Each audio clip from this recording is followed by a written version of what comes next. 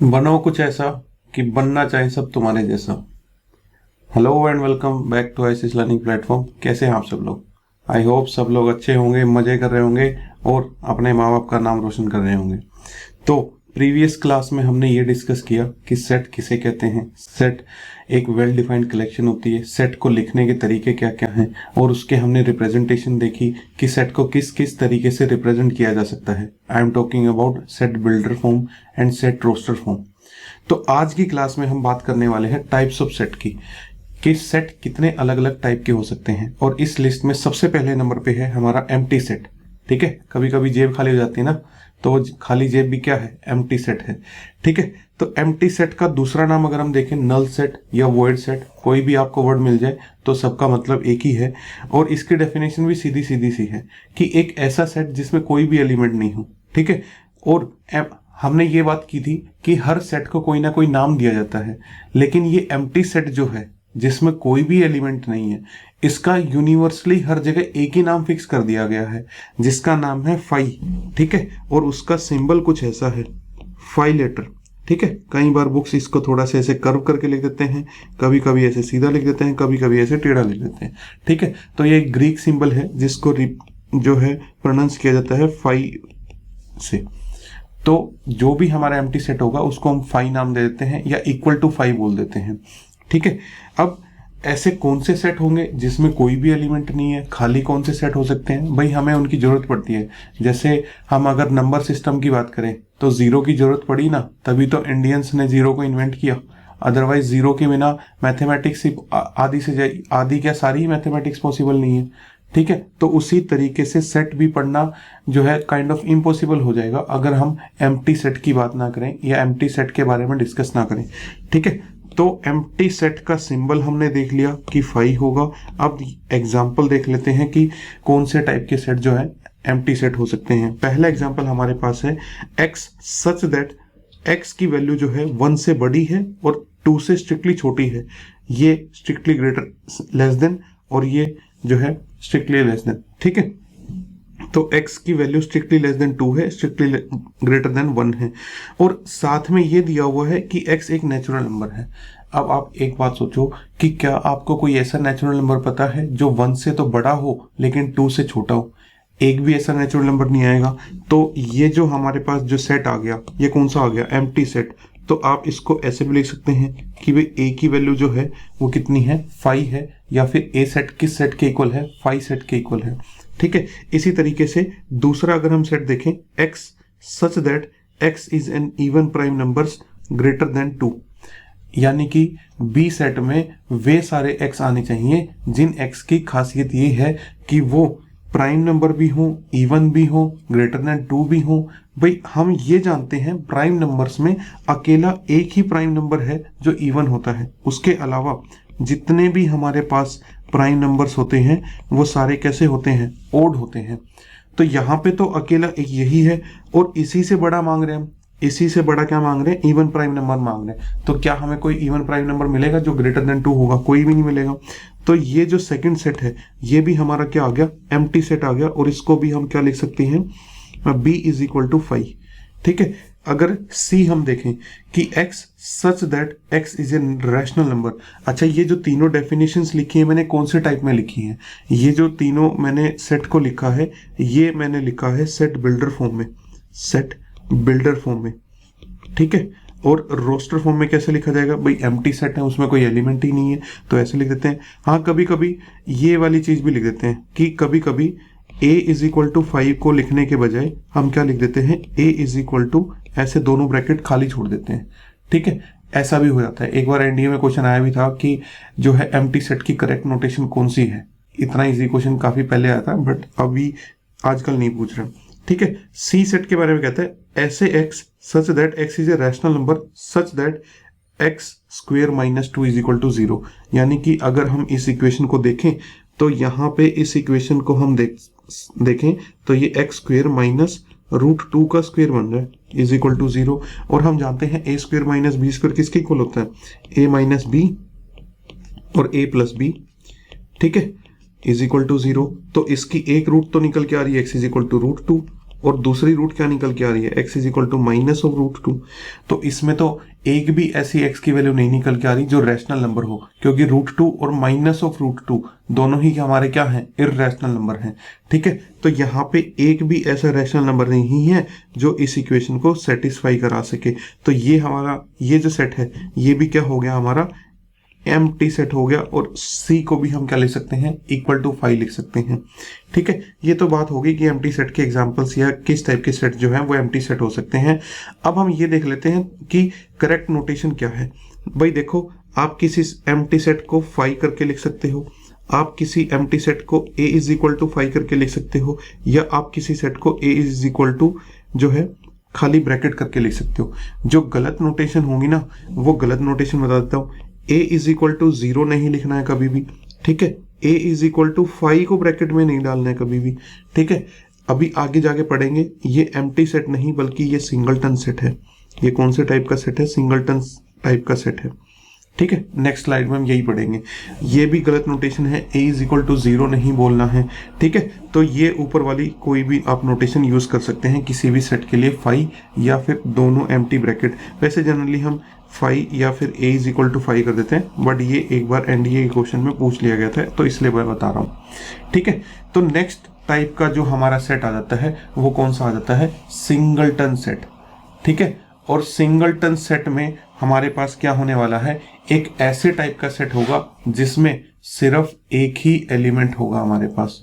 ठीक है, देखो कुछ लोग होते हैं जो अपने आप को सिंगल समझते हैं अभी लाइफ में, कि हम सिंगल हैं, हमारे पास कोई नहीं है, हमारा कोई दोस्त नहीं है।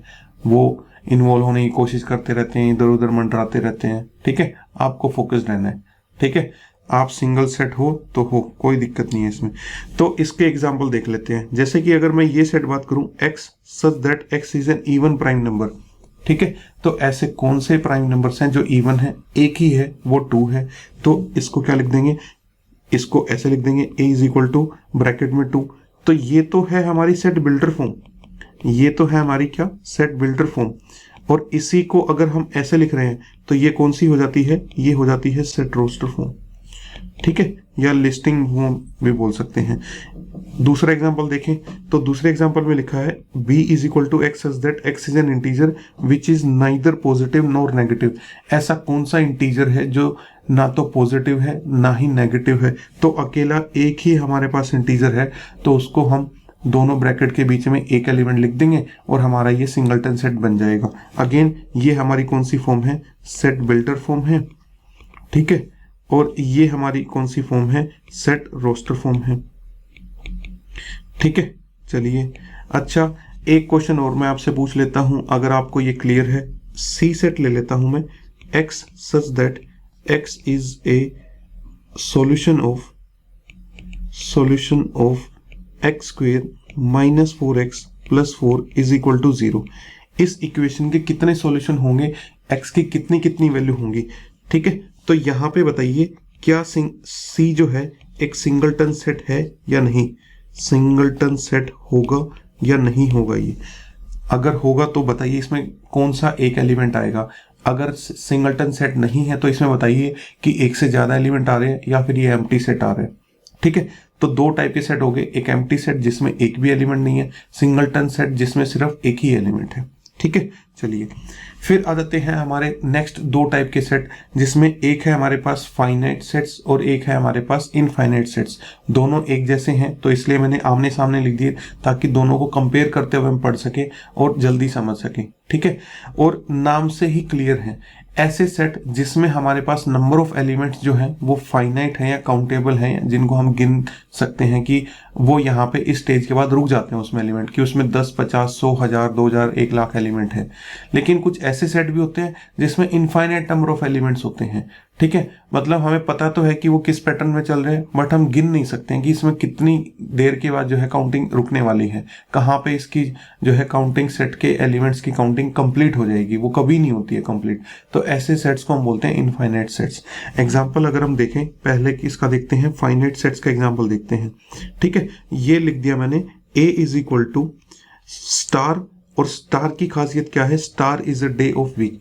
अच्छा, आप अपने सेट के एलिमेंट को कुछ भी नाम दे सकते हैं। देखो मैं यहाँ पे बार बार कौन सा नाम दे रहा था, एक्स नाम दे रहा था, यहाँ पे भी मैंने एक्स नाम दिया, तो जरूरी नहीं है उसको एक्स ही नाम देना है। ठीक है, जैसे मैंने इस एग्जाम्पल में अपने एलिमेंट को क्या नाम दे दिया, स्टार दे दिया और सच दैट लगा दिया। ये 2 डॉट का मतलब क्या है, सच दैट। सच दैट के बाद क्या बताई जाती है, कंडीशन बताई जाती है या उसकी डेफिनेशन बताई जाती है।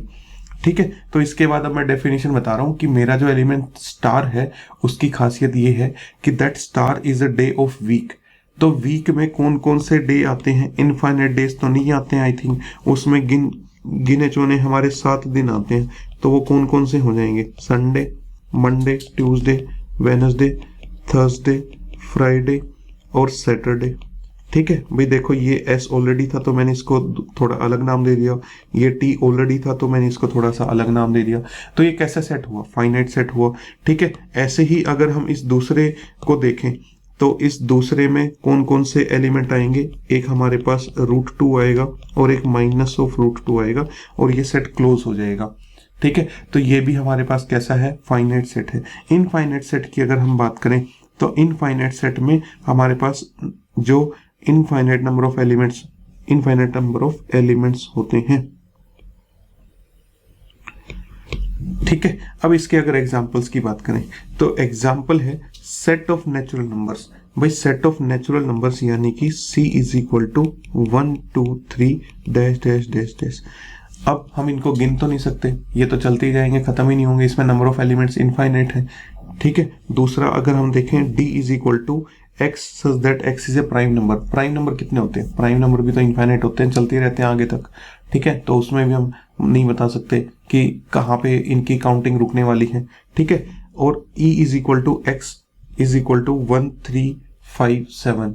ठीक है, ये कौन से नंबर्स लिखे हैं, क्या आप E में बता सकते हैं खासियत, क्या आप E सेट को आप सेट बिल्डर फॉर्म में कन्वर्ट कर सकते हैं, x सच दैट, यस आप बोल सकते हैं x is N odd natural number। तो आप इसको रोस्टर फॉर्म में भी लिख सकते हैं और आप इसको सेट बिल्डर फॉर्म में भी लिख सकते हैं। ठीक है, तो कोई से भी तरीके से लिख सकते हैं। एक सेट को रिप्रेजेंट करने के 2 तरीके हैं। चलिए, ये हमने पढ़ लिया फाइनाइट और इनफाइनाइट सेट। अब आ जाता है हमारे पास 2 और नए टाइप के सेट्स जो हैं इक्वल सेट्स और इक्विवेलेंट सेट्स। अगर जिन बच्चों ने 11th में एनसीईआरटी पढ़ी है, सीबीएसई स्कूल में पढ़ रहे हैं, तो उन्होंने इक्विवेलेंट सेट का नाम नहीं सुना होगा शायद, तो प्लीज इसको थोड़ा सा ध्यान से देखेंगे। पहले बात कर लेते हैं इक्वल सेट्स की। इक्वल सेट्स होते हैं बिल्कुल एक दूसरे के इक्वल, एक दूसरे के सेम। ठीक है, उनमें नंबर ऑफ एलिमेंट भी सेम रहेगा और उनमें जो एलिमेंट्स हैं वो भी सेम रहेंगे। मतलब कि एलिमेंट्स की जो क्वांटिटी है वो भी सेम रहेगी और कौन से एलिमेंट है वो भी सेम रहेंगे। ठीक है, if 2 sets have exactly same elements, कैसे एलिमेंट्स हैं, एग्जैक्टली सेम एलिमेंट्स हैं। या फिर हम ये कह सकते हैं कि if every element of set A is an element of set B and vice versa. Vice versa का मतलब कि A का हर एक एलिमेंट B में है और B का हर एक एलिमेंट A में है। ये जो मैंने यहाँ पे येलो में डेफिनेशन लिखी है, एक डेफिनेशन तो आपकी ये होगी। इस डेफिनेशन से मैं ये कहना चाहता हूँ कि A का हर एक एलिमेंट आपके B में भी प्रेजेंट है और B का हर एक एलिमेंट आपके A में प्रेजेंट है। तो ऐसे सेट्स को हम बोलेंगे इक्वल सेट्स। एग्जाम्पल ले लेते हैं। अच्छा, इनको लिखेंगे कैसे, A = B करके लिख देंगे। ठीक है, एग्जाम्पल ले लेते हैं, जैसे कि set of letters of word alloy.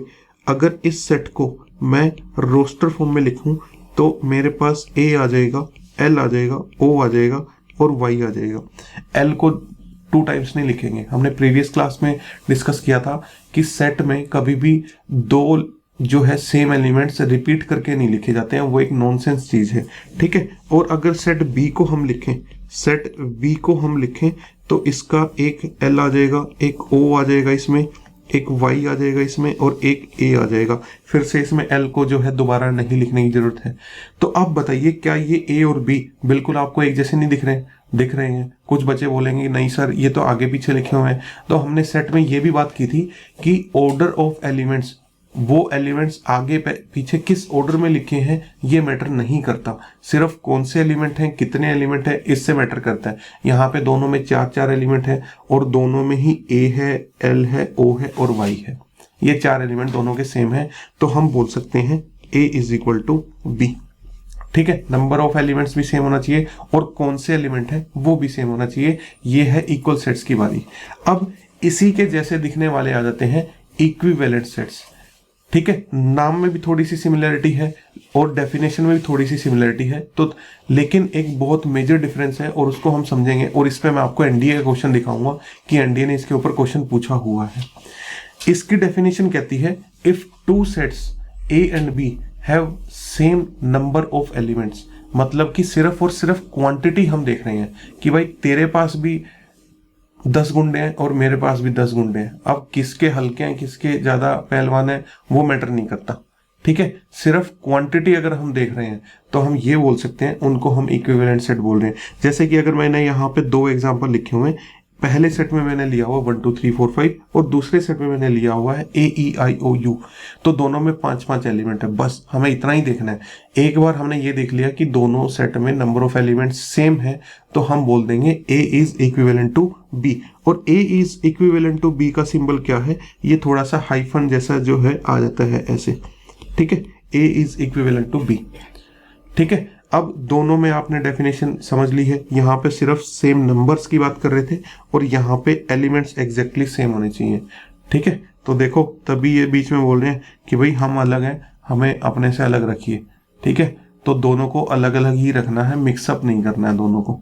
ठीक है, चलिए एक छोटी सी प्रॉपर्टी, ये आपका जो स्टेटमेंट यहाँ पे मैंने लिखी है ये एनडीए में आई हुई है। ठीक है, ज्यादा पुरानी नहीं, 2018-19 में आपको मिल जाएगी। ठीक है, दोनों स्टेटमेंट क्या कहती हैं कि all equal sets are equivalent. जो भी 2 सेट ए और बी, मान लो आपके 2 ए और बी, अगर ये इक्वल है तो ये इक्विवेलेंट तो होंगे ही होंगे। और अगर आपके पास कोई 2 सेट ए और बी ऐसे हैं जो इक्विवेलेंट है, तो इसकी गारंटी नहीं है कि वो इक्वल सेट्स होंगे। तो पहली स्टेटमेंट कहती है all equal sets are also equivalent, और दूसरी स्टेटमेंट कहती है but all equivalent sets are not guaranteed to be equal sets. उनकी गारंटी नहीं है वो इक्वल सेट्स होंगे, हो भी सकते हैं, नहीं भी हो सकते हैं। मैं आपको एक एग्जांपल देता हूं। जैसे कि यहाँ पे मैंने 2 सेट ले लिए, 1 2 3 4 5 ए सेट ले लिया और 2 3 4 1 5 बी सेट ले लिया। आप ये बताइए क्या ए और बी इक्वल है? बिल्कुल है, ए और बी इक्वल है। क्या ये दोनों इक्विवेलेंट है? भाई इक्विवेलेंट भी तो है। इक्वल का मतलब क्या है कि उनमें एग्जैक्टली सेम एलिमेंट्स हैं। पहले वाले के एलिमेंट दूसरे में है, दूसरे वाले के एलिमेंट पहले में है, तो उनकी क्वांटिटी तो सेम होगी ही होगी। इक्वल तो बड़ी बात होगी ना, जब इक्वल है तो इक्विवेलेंट तो होना ही होना है, उनको क्वांटिटी तो सेम होनी ही है। ठीक है, तो ये इक्वल भी है और इक्विवेलेंट भी है। ठीक है, तो ये वाली बात साबित होगी यहाँ से कि all equal sets are equivalent sets. दूसरे में आ जाते हैं। दूसरे में मैंने लिया क्या कि यहाँ पे 1 2 3 ले लिया और डी सेट को मैंने ले लिया ADF। ये बताइए क्या ये इक्विवेलेंट है? बिल्कुल है। क्या ये इक्वल सेट है? नहीं है, क्योंकि इक्विवेलेंट में तो सिर्फ एक ही कंडीशन है, क्वांटिटी की, लेकिन इक्वल सेट्स में 2 कंडीशन है, क्वांटिटी भी सेम होनी चाहिए और एलिमेंट्स भी सेम होने चाहिए। तो यहाँ से दूसरी स्टेटमेंट हम जो है वेरीफाई कर पा रहे हैं कि यस, ऑल इक्विवेलेंट सेट्स मे और may not be equal sets. ठीक है, चलिए अच्छा, मैथमेटिक्स अब हम सेट तो पढ़ ही रहे हैं, सेट को बहुत डीप में इस चैप्टर में भी पढ़ेंगे। बहुत जितना भी हम कैलकुलस वगैरह जितना भी मैथ पढ़ेंगे उसमें बार बार अब सेट का जिक्र होने वाला है। फंक्शन, रिलेशन, जहां पे भी हम जाएंगे वहां पे सेट का नाम मिलेगा। तो क्वेश्चन जो है वो जरूरी नहीं है पूरा सेट का नाम लिखेगा, एलिमेंट्स लिखेगा, आपको बताएगा, क्योंकि भी उसका क्वेश्चन का जो डिमांड है वो तो कहीं और होगी ना। मान लो डिफरेंशिएशन का क्वेश्चन है, इंटीग्रेशन का क्वेश्चन है और उसको बताना है कि डिफरेंशिएशन कौन से सेट पे लिया गया है, तो वहां पे अपनी वो 4-5 लाइनें वेस्ट नहीं करेगा आपको ये बताने में कि मेरा ये सेट ए है, बी है, सी है, इसका मतलब क्या है। तो मैथमेटिक्स में क्या किया हुआ है, कुछ ऐसे जो स्टैंडर्ड सेट्स हैं जो बार बार यूज होने वाले हैं उनके नाम हमने फिक्स कर दिए हैं। जैसे नेचुरल नंबर का सेट है, natural numbers 1 2 3 4 5 6 and so on, वो बार बार यूज होने वाले हैं, तो उसका हमने एक नाम फिक्स कर दिया कैपिटल में एन जो है। अगर कहीं पे आपको लिखा दिखता है कैपिटल में एन, तो वो किसका सेट है, नेचुरल नंबर का सेट है। और उसको रोस्टर फॉर्म में लिखना है तो ऐसे लिख सकते हैं 1 2 3 और डॉट डॉट डॉट। ठीक है, होल नंबर के सेट को हमने किस नाम से फिक्स कर दिया है, W के नाम से फिक्स कर दिया। मतलब होल नंबर का सेट जब भी लिखना है तो आप उसका नाम W लेना।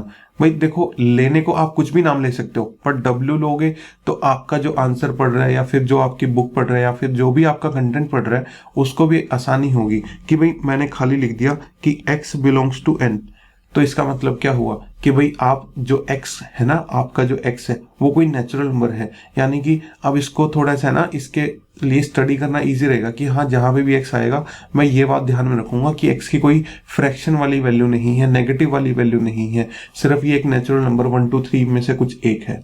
ठीक है, इसी तरीके से इंटीजर्स को कभी कभी कुछ बुक्स आई से रिप्रेजेंट करती हैं, बट हम एनसीईआरटी और यूपीएससी वाली नोटेशन फॉलो करेंगे, उसमें जेड लेटर से जो है इंटीजर्स को रिप्रेजेंट किया जाता है। ठीक है, और इससे आगे आ जाते हैं हमारे कौन से सेट, रैशनल नंबर का सेट। रैशनल नंबर के सेट को हमने क्या नाम दिया हुआ है, क्यू। ठीक है, और इसकी डेफिनेशन क्या हो जाएगी क्यू सेट की, इसमें वे सारे नंबर आएंगे जो p बाई क्यू की फॉर्म में लिखे जा सकते हैं, जहां पे p और q की क्या प्रॉपर्टी है कि p और q इंटीजर्स हैं, और डिनोमिनेटर में जो लिखा है q वो जीरो नहीं होना चाहिए, क्योंकि डिनोमिनेटर जीरो हो गया तो हमारा नंबर क्या हो जाएगा, नॉट डिफाइन हो जाएगा। ठीक है, दूसरा सेट है हमारे पास इर्रेशनल नंबर का सेट, उसको हमने क्यू डैश नाम दे दिया, या एनसीईआरटी में टी नाम दे दिया जाता है, या कभी कभी ऐसे r डिवाइडेड बाई क्यू, ये स्लैश का मतलब थोड़ा सा माइनस कह सकते हो, इसको माइनस रिमूव कह सकते हो। ठीक है, या फिर इसको माइनस कह सकते हो।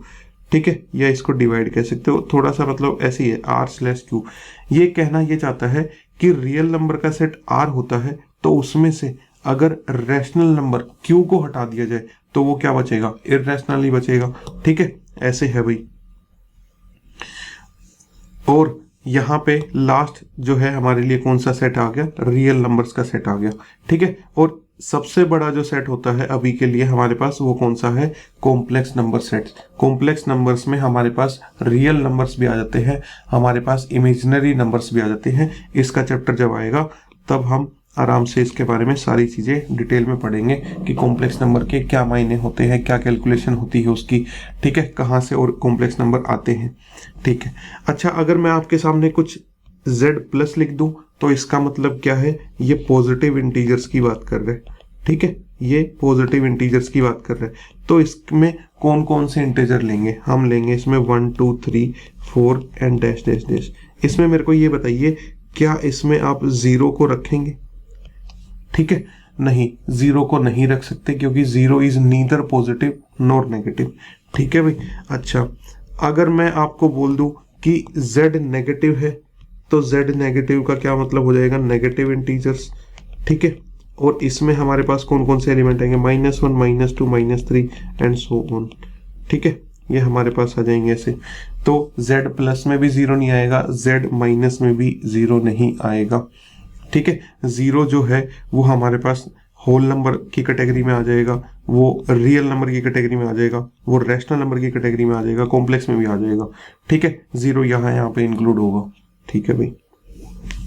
अब ये एक एनडीए का प्रीवियस ईयर क्वेश्चन है, इसको आप अटेम्प्ट करिए। मैं आपको बोल ही रहा था पिछली क्लास में कि आप ये जो मैं बार बार बता रहा हूँ कि ब्रैकेट लगेगी, जैसे मैंने पिछली क्लास में एग्जांपल लिया कि एक सेट लिया मैंने a इज इक्वल टू जैसे सुमित ले लिया मैंने। ठीक है, और एक सेट मैंने b इज इक्वल टू ले लिया s u m i और t। तो वहां पे जो कोमा लगे थे उस कोमा की क्या इंपोर्टेंस थी उसको याद करिए और इस क्वेश्चन का आंसर करने की कोशिश कीजिए। Which of the above sets are equivalent, A B C, इन तीनों सेट्स में से आप कौन कौन से सेट को इक्विवेलेंट बोल सकते हैं। इक्विवेलेंट का मतलब क्या है, number of elements are same, number of elements are same. ठीक है, अब ऑप्शन हमारे पास क्या क्या गिवन है, ऑप्शन हमारे पास गिवन है ए एंड बी ओनली, मतलब सिर्फ ए और बी आपस में इक्विवेलेंट है, बी और सी आपस में इक्विवेलेंट है, तीनों ही सेट आपस में इक्विवेलेंट है, या कोई भी इनमें से आपस में इक्विवेलेंट नहीं है। तो इस क्वेश्चन का आंसर जो है आप यहाँ पे हमें फॉरवर्ड करेंगे। ठीक है, तो चलिए इस क्लास में इतना ही रखते हैं। ठीक है, इससे नेक्स्ट क्लास में हम जो है सबसेट के बारे में पढ़ेंगे। ठीक है, और सबसेट की प्रॉपर्टीज जानेंगे, उससे रिलेटेड जो अदर कंसेप्ट्स हैं उनको जानेंगे। तो till then you keep learning, stay motivated and keep smiling. Thank you.